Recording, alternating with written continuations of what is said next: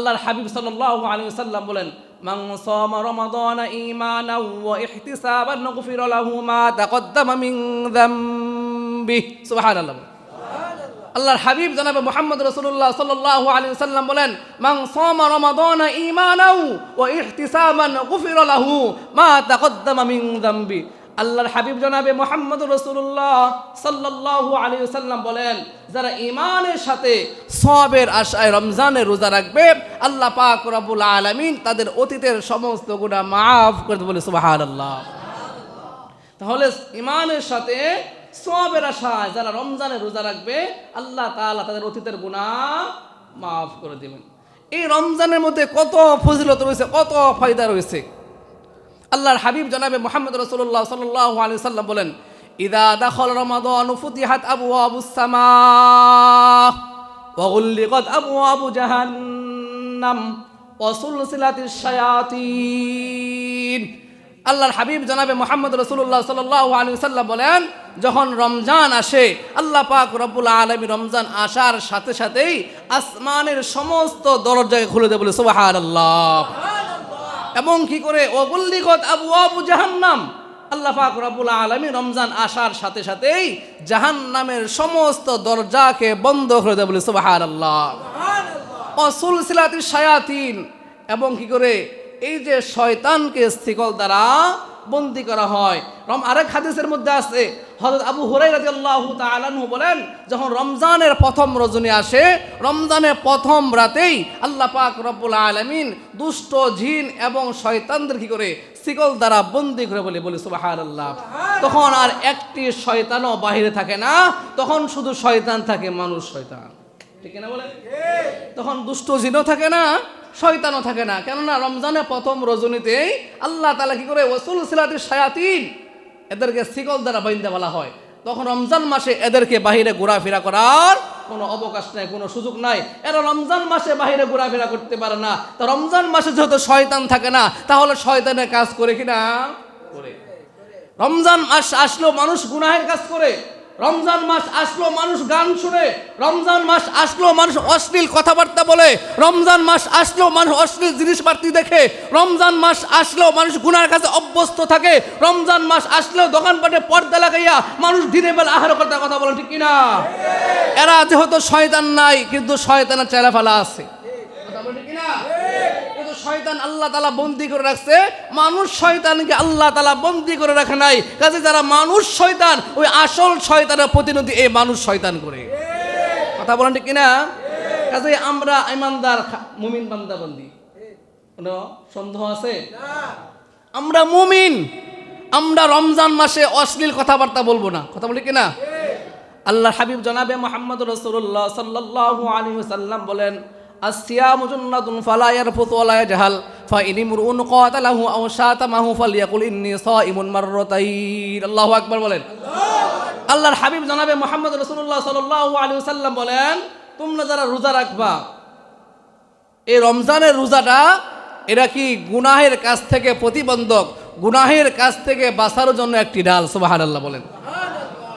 রমজান রোজাটা কি মানুষকে গুনাহ থেকে বাঁচানোর জন্য একটা ডাল স্বরূপ, মানুষকে জাহান্নাম থেকে বিরত রাখার জন্য রমজানের রোজা একটা ডাল। সুবহানাল্লাহ বলেন। তো ও জাহান্নাম থেকে মানুষকে রমজানের রোজা আলাদা করে দেবে, গুনাহের কাছ থেকে রমজানের রোজা আলাদা করে দেবে, পৃথক করে দেবে, গুনাহের কাজ করতে দিবে না। আল্লাহর হাবিব জানাবে মুহাম্মদ রাসূলুল্লাহ সাল্লাল্লাহু আলাইহি ওয়াসাল্লাম বলেন, কি বলেন? যে তোমরা রমজানের রোজা রেখে অশ্লীল কথাবার্তা বলিও না। ফালা ইয়ারফুত ওয়া লা ইয়াজহাল ফাইন ইমরুন কাতালাহু আও শাতামাহু ফালইয়াকুল ইন্নী সাইমুন মাররাতাইন। তোমরা রমজানের রোজা রেখে কি করবে না?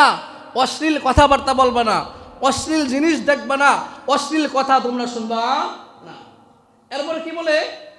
তো তোমরা জাহেলদের মতো হইও না, তোমরা মূর্খদের মতো হইও না, তোমরা মূর্খদের মতো আচরণ করিও না। কথা বলি কিনা? যে রমজানের রোজা যে ঝগড়া ফাসাদ করা যাবে না। এরপরে কেউ যদি তোমার সাথে ঝগড়া করতে আসে, ইন্নী সাইমুন মাররাতাইন, আল্লাহ হাবিব আমাদেরকে শিখাই দিছে। কি শিখাই দিছে? কেউ যদি তোমার সাথে ঝগড়া করতে আসে, তুমি তার সাথে ঝগড়া করবে না। কেউ তোমাকে গালি দেবে, তুমি তাকে গালি দিবে না। তুমি কি বলবা? ইন্নী সাইমুন মাররাতাইন, আমি রোজা রাখছি। এরপর যদি বলে তোমার সাথে গালি দেয়, ঝগড়া করতে আসে, এরপরও তুমি বলো ইন্নী সাইমুন মাররাতাইন, আমি রোজা রাখছি বলে সুবহানাল্লাহ। আমি রোজা রাখছি, আমি তোমার সাথে ঝগড়া করব না, আমি তোমাকে গালি দিব না। কেননা তোমার সাথে ঝগড়া করে আমার 11 বছর আকাঙ্ক্ষা, আমার 11 বছর তামান্না, যে মাসের জন্য আমি 11 মাস অপেক্ষা করছি, যে মাসের জন্য আমি আল্লাহ তাআলার কাছে দোয়া করছি, আল্লাহুম্মা বারিক লানা ফি রজব ওয়া শাবান ওয়া বাল্লিগনা রমাদান। আল্লাহ পাক রব্বুল আলামিন সেই 11 মাস পরে এই রমজান দিয়েছে, কাজে আমি তোমার সাথে ঝগড়া করে আমার রোজাকে নষ্ট করতে পারি। কথা বলে ঠিক কিনা? তুমি আমার সাথে ঝগড়া করতে আসলেও আমি তোমার সাথে কখনোই কোনোভাবে ঝগড়া করব না। কেননা ঝগড়া করা যাবে না। ঝগড়া করতে গেলেই মুখ দিয়ে খারাপ কথা আসবে, ঝগড়া করতে আসলেই মুখ দিয়ে মিথ্যা কথা আসবে। কথা বলে ঠিক কিনা? একজন রোজাদার ব্যক্তি মুখ দিয়ে মিথ্যা কথা বলতে পারে? হাদিসের মধ্যে আছে, আল্লাহর হাবিব জনাবে মুহাম্মদ রাসূলুল্লাহ সাল্লাল্লাহু আলাইহি ওয়াসাল্লাম বলেন, যে ব্যক্তি রোজা রেখে মিথ্যা দূর করতে পারলো না, পাপাচার থেকে বিরত থাকতে পারলো না, তার সারা দিনে পানাহার আমার দরকার। তাহলে রমজানের রোজা থেকে শুধু রোজা রাখলেই হবে না, বরং যত গুনাহের কাজ আছে সমস্ত গুনাহের কাজ থেকে আমাদেরকে কি করতে হবে? মুক্ত থাকতে হবে। ঠিক না বলেন? রোজা রাখলাম কিন্তু নামাজ পড়লাম না, রোজা রাখছি মিথ্যা কথা বললাম, রোজা রাখছি মানুষকে গালিগালাজ করলাম, তাহলে এই রোজার কোনো দাম নাই। এটাই বলছে, তুমি রোজা রাখে যদি তুমি এই খারাপ কাজগুলো না ছাড়তে পারো, তাহলে তোমার সারাদিনে পানাহার আমার দরকার নাই। রোজাও রাখতে হবে, সাথে সাথে দুনিয়ার সমস্ত পাপাচার থেকে কি থাকতে হবে? বিরত থাকতে হবে, এগুলো ছাড়তে হবে। কেননা যদি এই মাসে আমি ছাড়তে না পারি, তাহলে আর কোন মাসে আমি ছাড়ব? তখন ঠিক না? এই মাস হলো বাকি 11 মাস থেকে শ্রেষ্ঠ মাস। ঠিক না বলেন? এই মাস কি বাকি 11 মাস থেকে কি মাস? শ্রেষ্ঠ মাস। এই মাস কেন শ্রেষ্ঠ? এই মাসে আল্লাহ পাক রব্বুল আলামিন পবিত্র কুরআনুল হাকিম নাযিল করেছে বলে সুবহানাল্লাহ। এই মাসে প্রথম রজনীতে, প্রথম রোজাতে আল্লাহ পাক রব্বুল আলামিন হযরত ইব্রাহিম আলাইহিস সালাতু ওয়াস সালামের উপর সহিফা নাযিল করেছে বলে সুবহানাল্লাহ। এই মাসের 6 তারিখে আল্লাহ পাক রব্বুল আলামিন হযরত মুসা আলাইহিস সালাতু ওয়াস সালামের উপর তাওরাত নাযিল করেছে বলে সুবহানাল্লাহ। এই রমজানের 12 তারিখে, 12ই রমজান, আল্লাহ পাক রব্বুল আলামিন হযরত দাউদ আলাইহিস সালাতু ওয়াস সালামের উপর জবর নাযিল করেছে বলে সুবহানাল্লাহ। এই মাসের 13 তারিখে আল্লাহ পাক রব্বুল আলামিন রমজান, 13ই রমজানে আল্লাহ পাক রব্বুল আলামিন হযরত ঈসা আলাইহিস সালাতু ওয়াস সালামের উপর ইনজিল নাযিল করেছে বলে সুবহানাল্লাহ। তাহলে এই যে এই মাসে যত আসমানি কিতাব, বড় বড় আসমানি কিতাব, এই রমজান মাসে আল্লাহ পাক রব্বুল আলামিন নাযিল করেছে বলে সুবহানাল্লাহ। আল্লাহ পাক রব্বুল আলামিন বলে, ফামান শাহিদা মিনকুমুশ শাহরা ফালইয়াসুম। আল্লাহ পাক রব্বুল আলামিন বলে, তোমাদের মধ্যে যারা এই রমজান পায় তারা যেন রমজানে রোজা রাখে বলে সুবহানাল্লাহ। তাহলে আমরা রমজান পাইছি কিনা? কথা বল, পাইছি কিনা? আমরা রোজা রাখবো না ছাড়বো? কথা বলেন ঠিক কিনা? রোজা ভাঙবো? খারাপ কথা বলবো? মিথ্যা কথা বলবো? অন্যায় করব? অন্যায় জিনিসপাতি দেখবো? কথা বলেন, দেখবো না। সব কিছু থেকে আমাদের কি থাকতে হবে? বিরত থাকতে হবে। সব কিছু থেকে বিরত থাকতে পারি, তাহলে আমাদের এই রোজাটা সঠিক হবে বলে সুবহানাল্লাহ। আর যদি আমরা রোজা না রাখি, তাহলে আমাদের জন্য শাস্তির ব্যবস্থা আছে কিনা? আছে কিনা? আছে। আমার জন্য শাস্তির ব্যবস্থা আছে।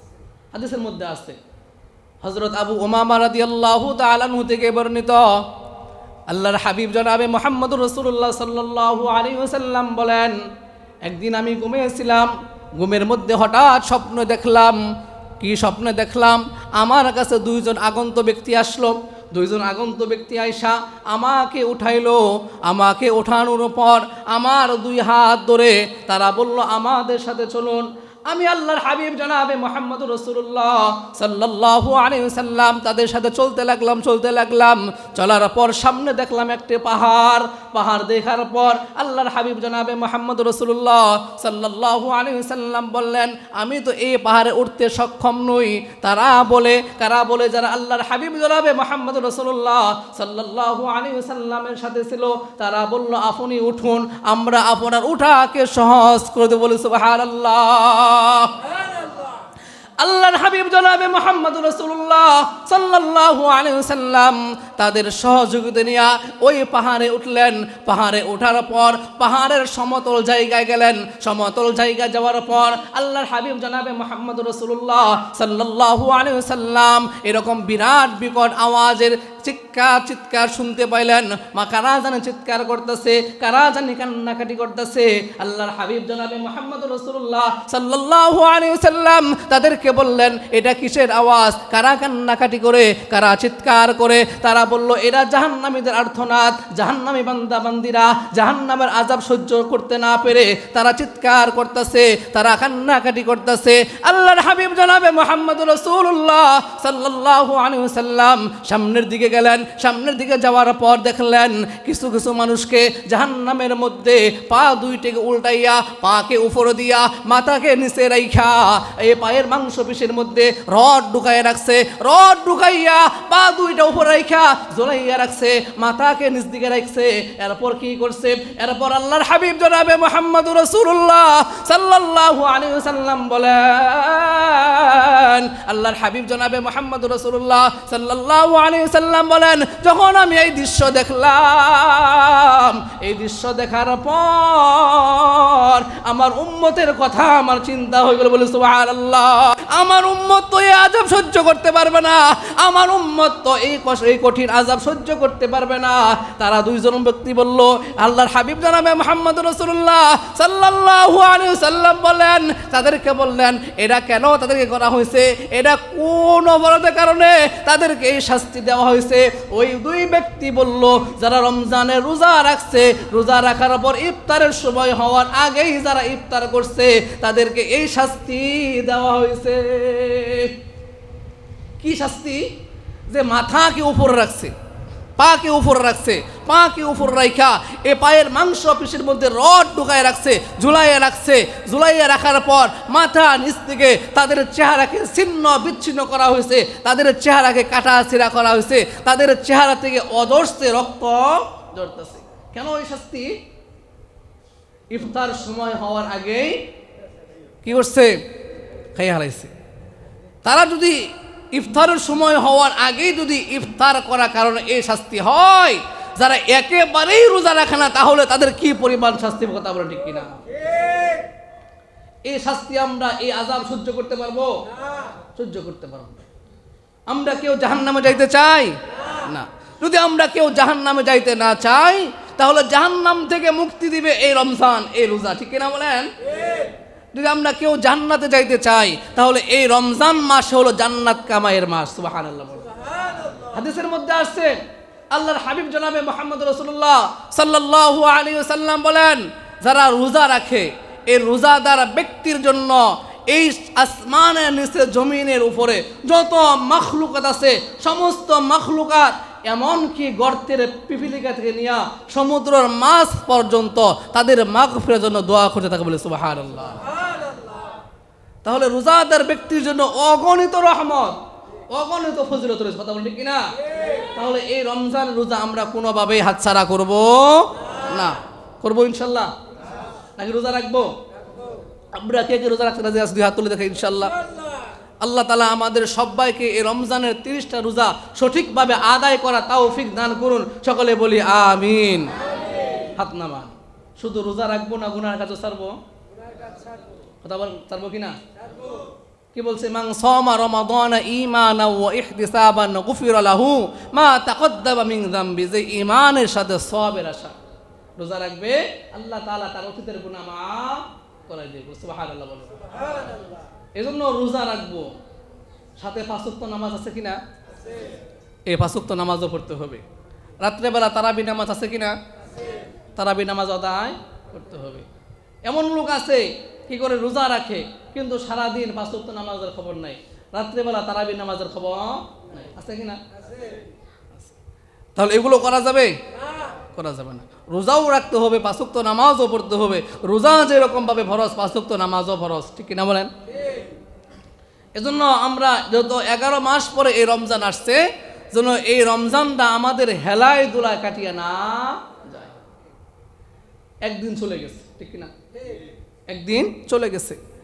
এই গতকাল প্রথম রোজা চলে গেছে, আজকেও দ্বিতীয় রোজা চলতেছে। গতকাল আমরা কতটুকু ভালো কাজ করছি, কয়টা নেকির কাজ করছি, কয়টা সওয়াবের কাজ করছি, আগে যেভাবে চলতাম তার থেকে কতটুকু পরিবর্তন হইলাম, কতটুকু শিক্ষা লাভ করলাম। যদি দেখি আগেও আমি যেরকমভাবে চলাফেরা করছি এখনও ঠিক চলাফেরা করি, তাহলে রমজান তো আমাকে পরিবর্তন হইল না। কথা বলি কি না? তাহলে পরিবর্তন হতে হবে, চিন্তা ফিকির করতে হবে, হিসাব করতে হবে। আর এই মাস যেহেতু আল্লাহ পাক রব্বুল আলামিন পবিত্র কুরআনুল হাকিম নাজিল করছে, শাহরু রমাদানাল্লাযী উনজিলা ফীহিল কুরআন হুদাল লিন্নাসি ওয়া বাইয়িনাতিম মিনাল হুদা ওয়াল ফুরকান। আল্লাহ পাক রব্বুল আলামিন এই রমজানে কি করছে? পবিত্র কুরআন নাজিল করছে, বলে সুবহানাল্লাহ। তাহলে এই রমজানে আমরা বেশি থেকে বেশি কি করব? কোরআন তেলাওয়াত করব। এই রমজানে কেউ যদি একটা হরফ পড়ে তাহলে আল্লাহ পাক রব্বুল আলামিন তার আমল নামায় 70টা নেকি দিয়ে দেয়, বলে সুবহানাল্লাহ। তাহলে এই রমজানে বেশি বেশি কোরআন তেলাওয়াত করলে কি 70 গুণ সওয়াব বৃদ্ধি হয়, সুবহানাল্লাহ বলেন। আরেক হাদিসের মধ্যে আছে রমজানে শুধু 70 গুণ না, কিছু কিছু আমল 70 থেকে 700 গুণ বৃদ্ধি করতে, বলে সুবহানাল্লাহ। আল্লাহ পাক রব্বুল আলামিন আস-সাওমু লি ওয়া আনা আজজি বি, আল্লাহ পাক রব্বুল আলামিন বলে যে যত বিধিবিধান দিয়েছি, যত আমল আছে, সমস্ত আমলের প্রতিদান আমি আল্লাহ তাআলা বান্দাদেরকে দিয়েছি। সমস্ত আমলের প্রতিদান আমি দিয়ে দিয়েছি। সমস্ত আমলের প্রতিদান কি দিব আমি আল্লাহ তাআলা বলে দিয়েছি।